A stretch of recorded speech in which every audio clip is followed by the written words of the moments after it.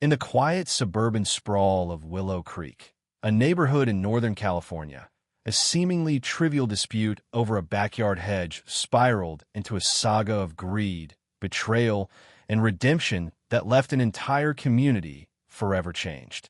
It was a crisp October morning in 2024 when the drama began, and by the time the dust settled, secrets worth millions would be exposed, reputations shattered, and a Navy officer's honor tested in ways no battlefield ever could. My name is Ethan Carter, a former Marine now working remotely, married to the love of my life, Commander Sarah Mitchell. Sarah had just returned from a grueling 9-month deployment aboard the USS Eisenhower, her Navy uniform still crisp despite the exhaustion etched into her face. Our neighbor, Margaret Evans, a 64-year-old widow who fancied herself the unofficial mayor of Willow Creek, had spent years policing the neighborhood's every blade of grass. Then there was Officer Daniel Torres, a 12-year veteran of the local police, known for his fairness and deep respect for those who serve. What unfolded that fall would reveal a web of deception so intricate it could only end in chaos.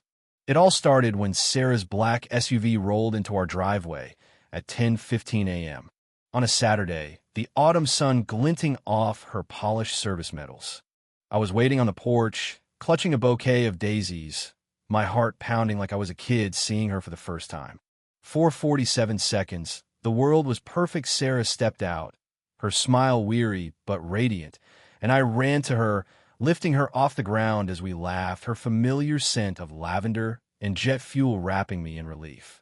"I missed you so damn much," I whispered. "God, it's good to be home," she murmured back. But perfection doesn't last in Willow Creek. Margaret was watching from her window, her phone already in hand, a notebook filled with complaints poised on her counter.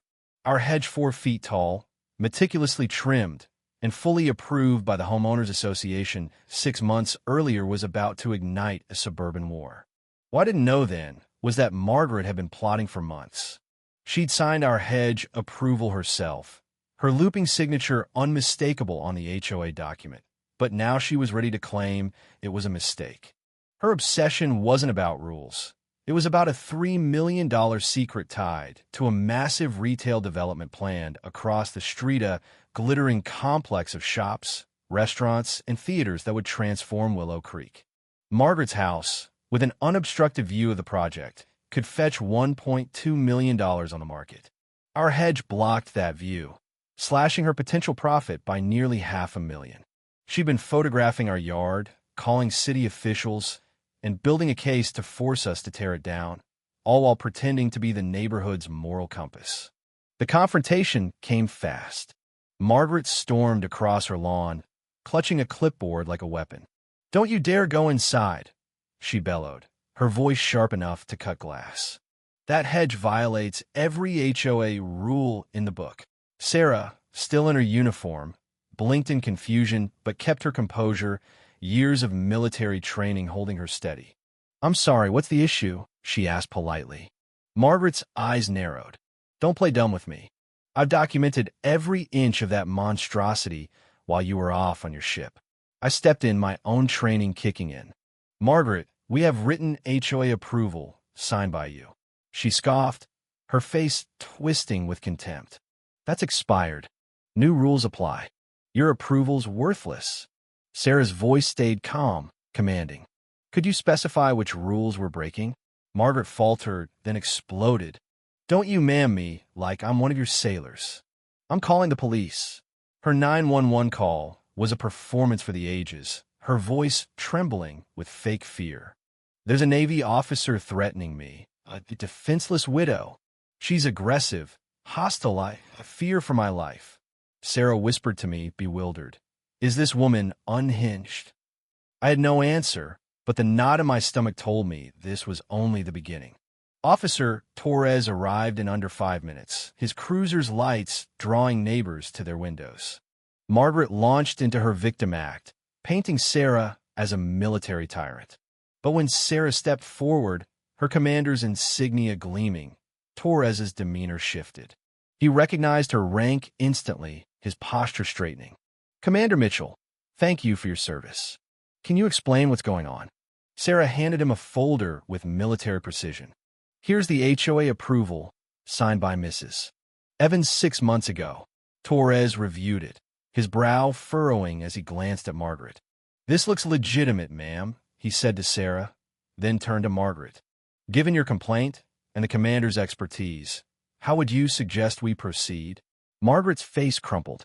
You can't ask her. I'm the victim. But Torres was unmoved. Filing false reports is serious, Mrs. Evans.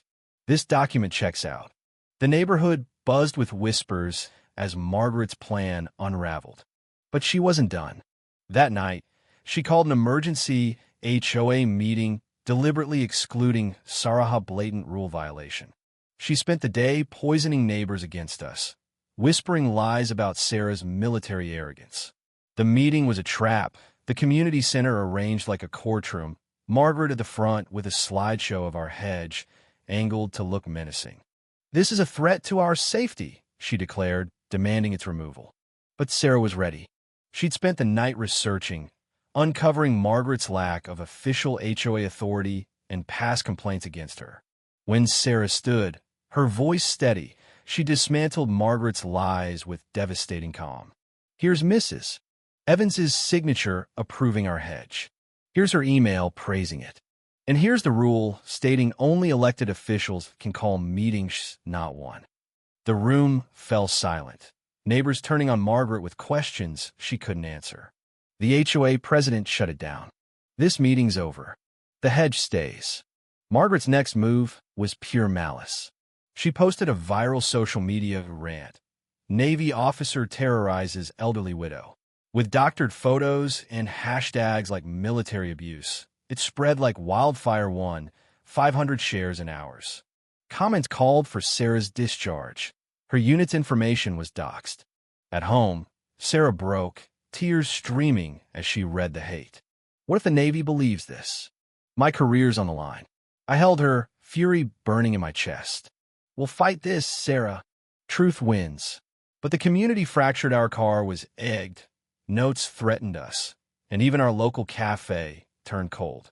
Margaret's triumph was short-lived. Her live TV interview, meant to cement her victimhood, backfired spectacularly. When pressed about signing the approval, she snapped, I don't care where she served. Regular Americans matter too. The backlash was instant. Viewers called her unpatriotic. Her post flooded with 6,000 furious comments. Veterans rallied, uncovering Sarah's stellar record and launching Stand with Commander Mitchell. Over 250 gathered in our park, flags waving, signs proclaiming Sarah a hero.